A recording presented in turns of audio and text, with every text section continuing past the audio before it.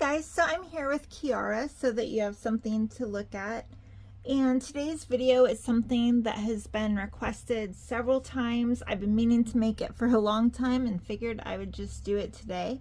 This one is geared more towards collectors, but I'm hoping that some artists will get some good info as well. And this is going to be all about reselling babies, some tips and stuff like that. So the first thing that I'm going to talk about for reselling is the most important part, and that is photos. That is going to be what draws a buyer in, makes them decide if they want to purchase that baby or not. You definitely do not need to be a professional photographer to take good photos. But you do need to have clear photos, and there's some things that you need to have photos of. You can definitely ask the artist if you can use a couple of their photos or one of their photos. You definitely have to have your own photos as well, showing the current condition. But as an artist myself, if somebody is reselling a doll, I would personally love for one of the photos that I took of that baby when I sent it out to be shown on there, because collectors are going to be seeing that post, and I would like them to see what my baby looked like at its absolute best. As far as current condition photos, you need to show the baby well. For instance, if I was reselling Kiara here, this is not what my listing photos would look like. It's totally fine to do one photo or a couple of photos like this. But the issue with this is she's wearing a headband, which hides her hair. She's wearing full clothing, long sleeves, so you can't see the details. So here are the shots that I think are important to get. You want to make sure that you have a full body shot like this. You want to make sure that you have some that are close up. You want to show the condition of the eyelashes. You want to make sure that you show the creases and potential problem areas like nails. A lot of customers, you buy Reborns, are very, very picky about that, and they want to know what those look like. Do they look like they're have a manicure, or are they nice and subtle? Are the creases really dirty looking, or are they clean looking? Are they missing chunks of eyelashes? Things like that. As far as hair goes, I'll go a little bit more into hair. So again, it's totally fine to do a photo or two wearing a hat or a head bow, whatever you want. But you also need to make sure that you're really clearly showing the hair. Whether it's painted or rooted, you want to make sure that you are showing the back of the head. That will tell them a lot about the quality. Does it have a swirl? Is it mono rooted or micro rooted? Is the painting high quality, or is it a beginner paint job that has like a big circle, empty circle here instead of small hairs, things like that. And you want to brush the hair. I cannot even tell you what a huge thing this is, and I'm real sorry right now, Kiara here. I can't tell you how often I see posts with babies for sale and their hair looks like this. As an artist, I'm going to tell you, when we see one of our creations posted for the world to see looking like this, we are horrified. I actually have an artist friend, believe it or not, who, when someone contacts her to buy a baby, she scours their social media and she looks to see if they resell a lot, and if they resell, what their sales post photos look like. She doesn't want to sell to somebody who's going to take her gorgeous baby and list a photo like this later on. And I don't know how many artists actually do that, but I know that we all feel the same way about it when we see it. our name is attached to it. When it looks like this, it tells the world that we don't know how to root and our rooting looks great or looks horrendous, even if it looked great originally. So you just want to make sure that you brush the hair. That's it. Not only will it make artists love you, but it also makes your baby look better, and the better the baby looks, the more the chance that somebody is going to want to buy it. Other things like that are that you want to make sure if it's wearing clothing, that the clothing is clean. You want to pay attention to where you're taking your photos. Do you have an old pizza box in the background, dirty clothes laying everywhere? You know, they don't take up much space. You can literally just clear a 1 foot area on a table against a wall, so that you don't have to clean your whole house or anything. But when you're reselling, especially, they know that that baby is coming from your home. Most of us artists work out of our home. We have like art studios that most of us work in. But I think when you're selling a used item, the fact that it's coming from someone's house is even more prevalent in your mind. So if you see that that house looks gross, you're like, oh, I don't want anything that comes out of there. So just make sure the backgrounds are nice and clear. You want to make sure that your lighting is all right, that, you know, lighting like this is fine. You don't need professional lighting, but you don't want it to be too dark to clearly see details. And you want to make sure that you're not using any filters or effects. You want to take your photos in plain photo mode. Again, it is okay to have a couple photos that look really nice. You could take them in portrait mode, but the actual like detail photos need to be really clear for people to see. If there are any boo-boos, you'll not only need to state that in your post or listing, but you want to make sure that you take photos of it as well. I know kind of the natural instinct is when there's something, or I know the natural instinct when there is something that's wrong with one of these babies, that we want to kind of try to cover it up. We don't want it to stand out. When you're selling though, that goes out the window. You need to definitely show it. And there are tons of people who buy boo-boo babies every single day. Just because a baby has some damage or a defect, it does not mean that somebody won't buy it. But it does mean that you need to clearly tell them and show them so that they have the opportunity to decide if it's something that they're okay with purchasing or not. It'll save you from potentially getting a chargeback or complaints and blasted all over the internet, things like that. So just make sure that you say, oh, some paint rubbed off of the foot. Here's a photo of it. You know, that's all that you have to do to prevent a whole bunch of issues. You want to make sure, I can't remember if I said this already, if it's a repeat, I'm sorry.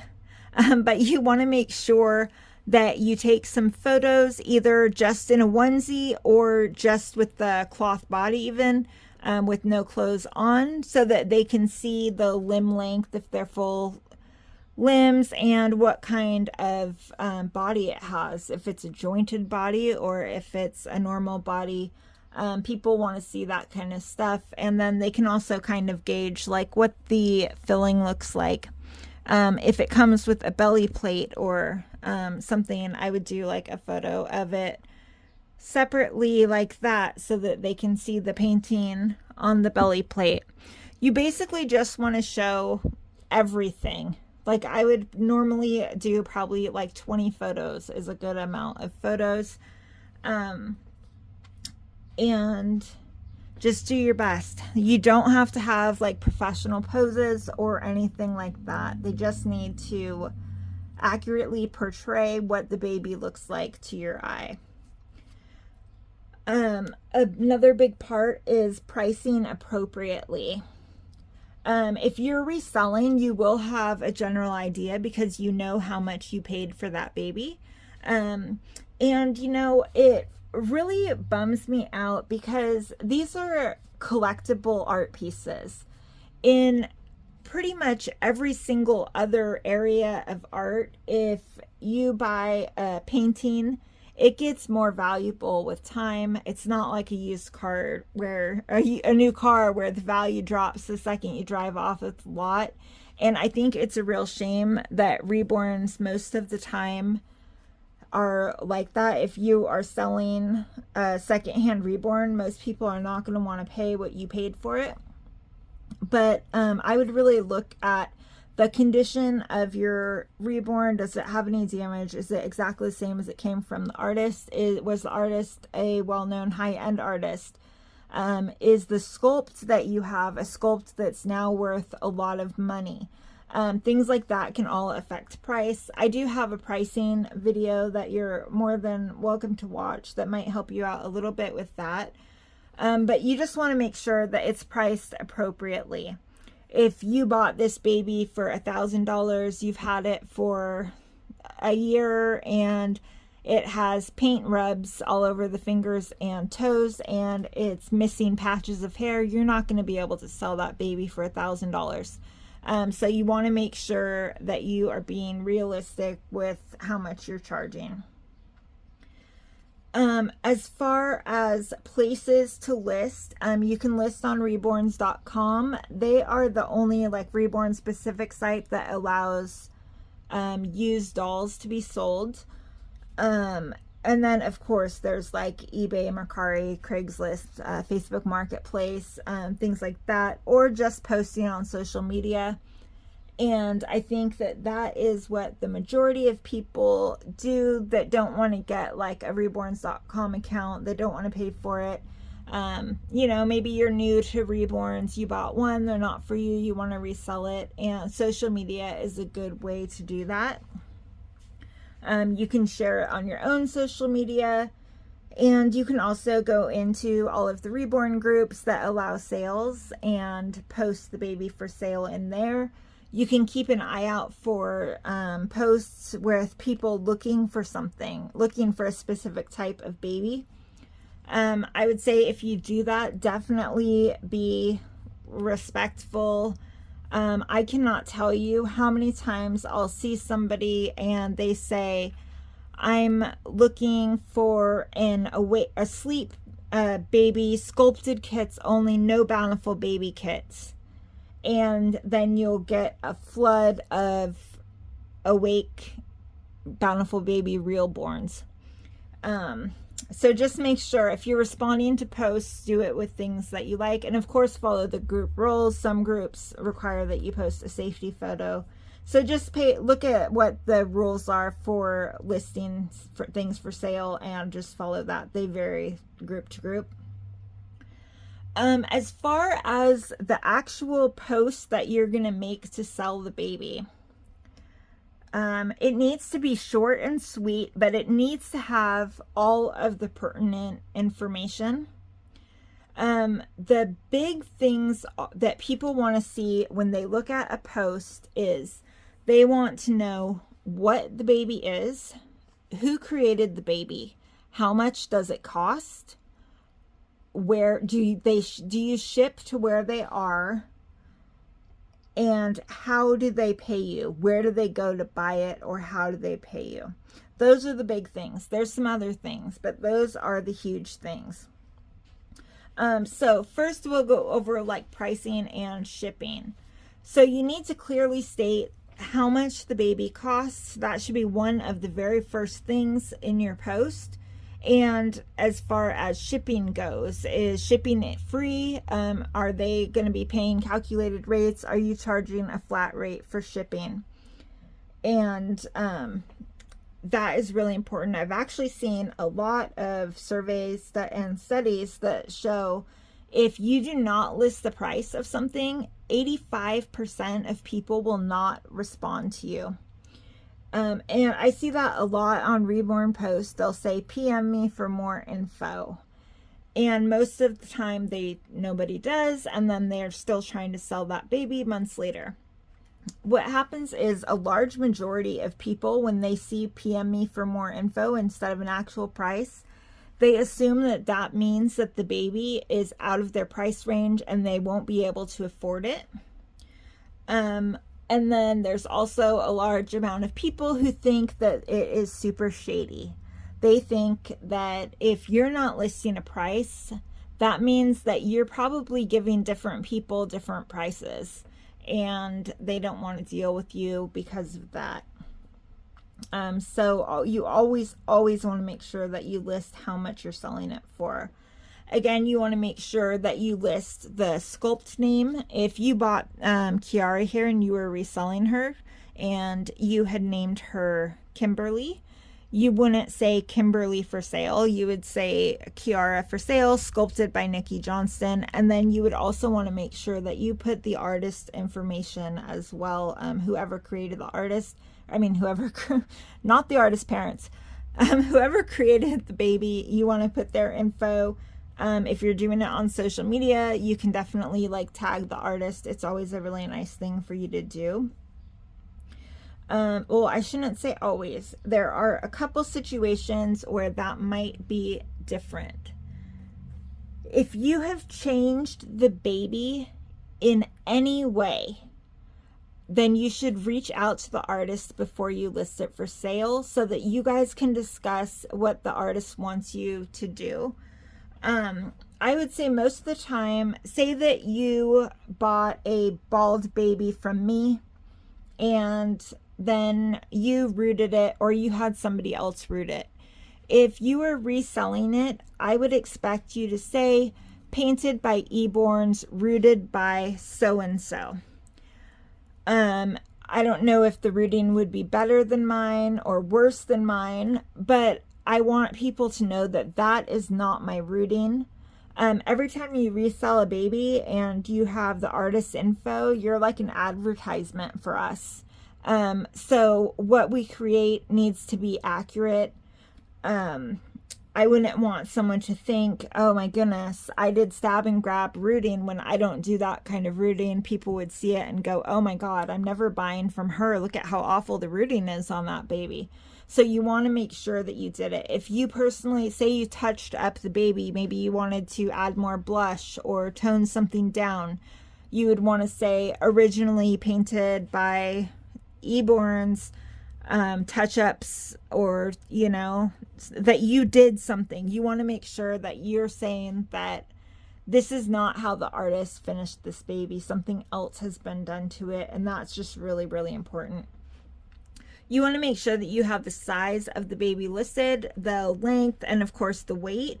If you don't know how much the baby weighs, you can definitely just do an approximation, approximately 6 pounds, or feels like this amount, don't know exact weight. You can always look up the sculpt. If you don't know how long, how the size of the sculpt, you can just go to the McPherson's or just Google Kiara by Nikki Johnston, and in the kit information it will tell you 18 inches or however long that your specific sculpt is. Again, you want to make sure that you have a link to where or how they can pay if a link applies. If you have it listed on reborns.com also, you want to make sure that you're putting the link to your nursery in there, or the item link. If you have your own website and you have it on there, you want the link there. You want people that are interested in purchasing it to be able to just click on there and buy it without having to send a bunch of messages and stuff if they don't want to do that. You also, I don't know if I said this. If I did, I'm sorry. Again, I'm like scatterbrained today. I haven't been sleeping well because of the puppy. But you want to make sure that you clearly state if it comes with a COA or not. If it doesn't, is the COA applicable? Maybe it would be an older sculpt before they came with COAs. So you just want to put the COA status. You would also want to put the type of paint or varnish. And I know that one kind of sucks. There's always this huge debate on what's superior, air dry or heat set. We're not getting into that. All I'm gonna say is collectors have preferences, and some of them are pretty serious about it. So you want to make sure that you put on there, created with heat set, created with air dry, whatever it is. I know a lot of people are hesitant to put that because they know that a lot of people don't like babies painted with air dry, so they want to kind of hide that fact. But I would really recommend that you're just up front. For as many people as there are that won't buy air dry babies, there's just as many that will. So you just want to be honest about it.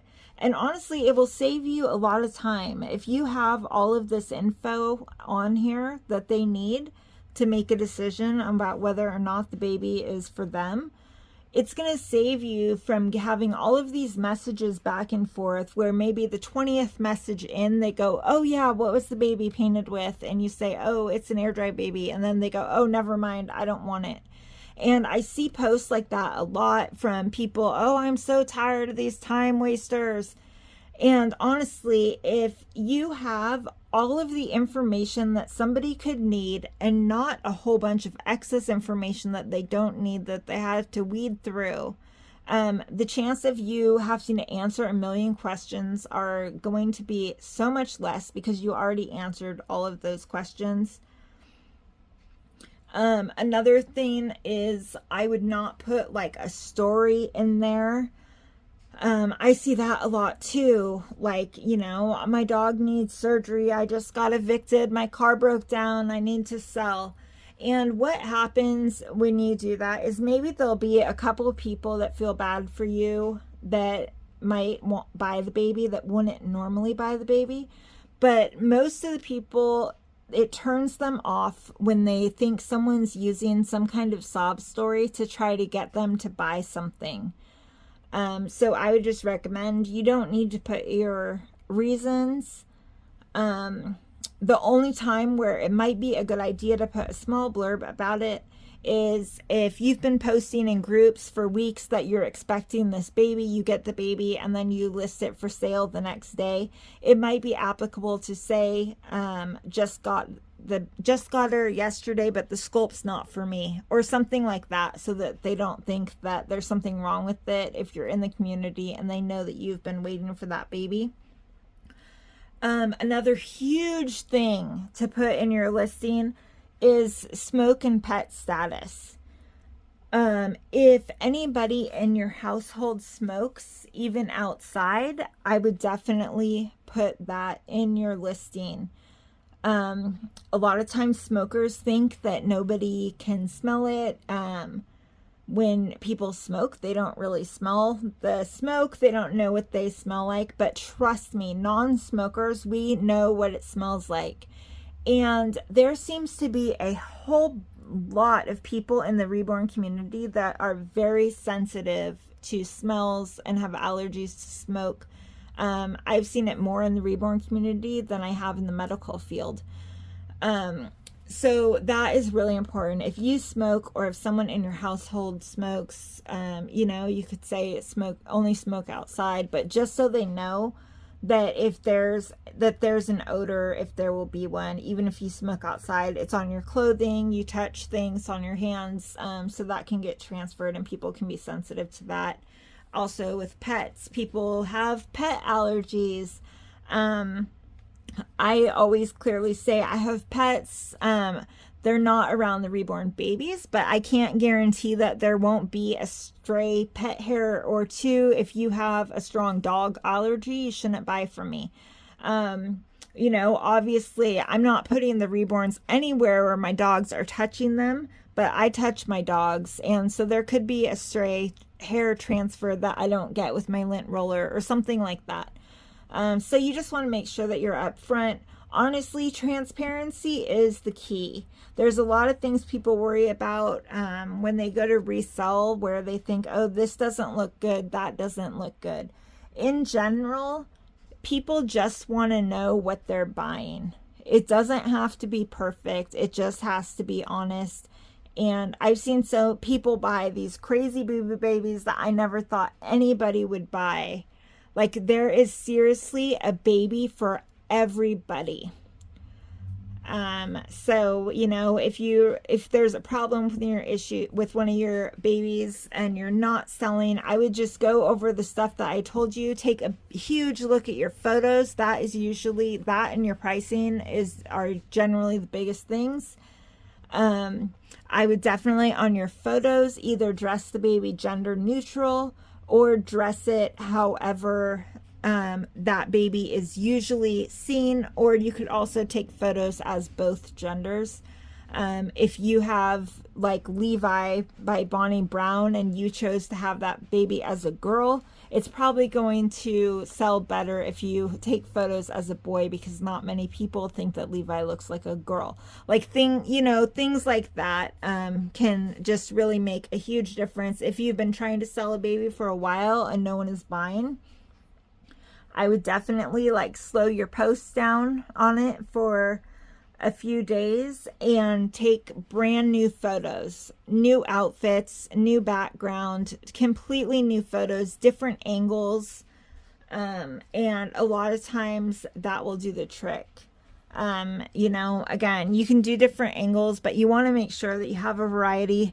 You wouldn't want all your photos like this. People want to know what the face looks like, what the other side looks like. So just variety. All right, you guys, this is way longer than I intended it to be. I hope that this was helpful. I do have several more videos planned in the next week or so. So I will see you guys soon in the next one.